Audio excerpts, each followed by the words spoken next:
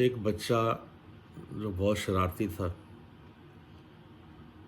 अक्सर बहुत शरारत किया करता था, मोहल्ले में बड़ा बदनाम था।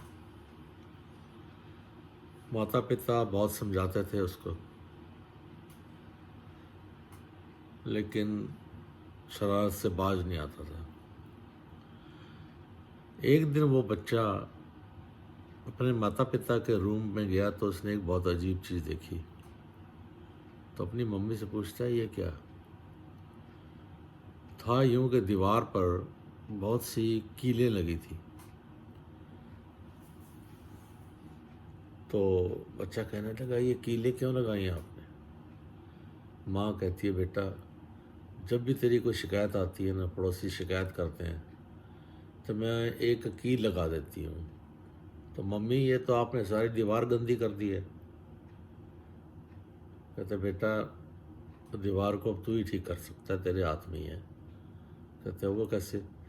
कहते, अब तू कोई अच्छे काम करके आ, तू बुरे काम करके आया, तेरी शिकायतें आई, मैं एक कील, जब भी तू तेरी कोई एक शिकायत आती थी मैं एक कील लगा देती थी। तो तेरी शिकायतों से एक सारी जो दीवार है वो ख़राब हो गई।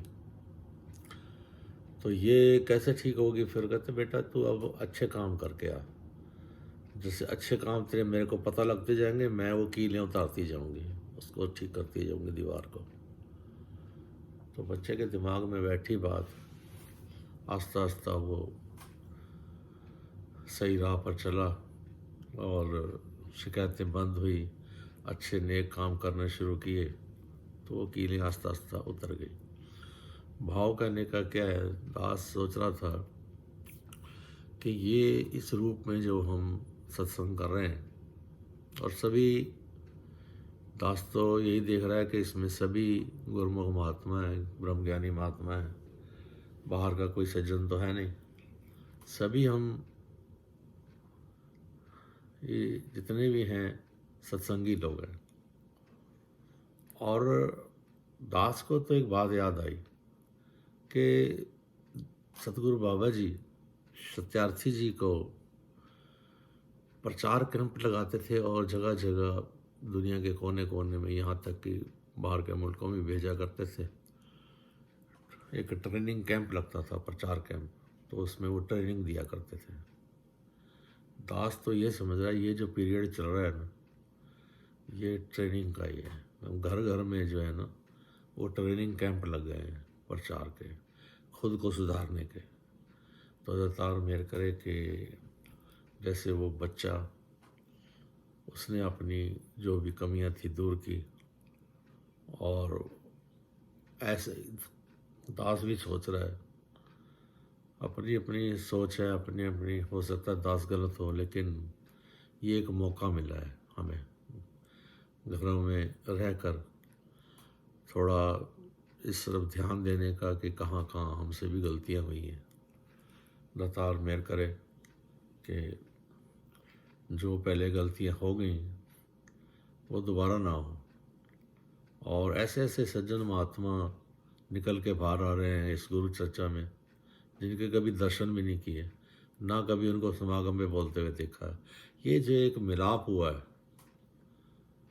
ऐसे महात्माओं को, जो बोलते थे और जो नहीं बोलते थे। नहीं बोलते थे कुछ शायद इसलिए नहीं बोलते होंगे, वे इतनी संगत, भरी संगत में कैसे बोले, लेकिन हम फ़ोन पर आकर वो रहमत आशीर्वाद ले रहे हैं। तो दास मेहर करे, हर एक का तजुर्बा काम आ रहा है, अपने आप को सुधारना है।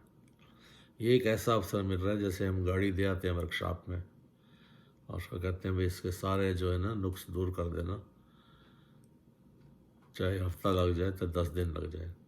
तो ऐसे ही कृपा करो कि ये एक ऐसा अवसर बना है कि हमने अपने आप का सुधार करना है। जो कोई कमियां जीवन में है, कहीं ना कहीं तो इंसान से गलती हुई है, वरना ये जो निरंकार की खेल चल रही है न चलती। तो कृपा करो हम अपने आप को सुधार सकें।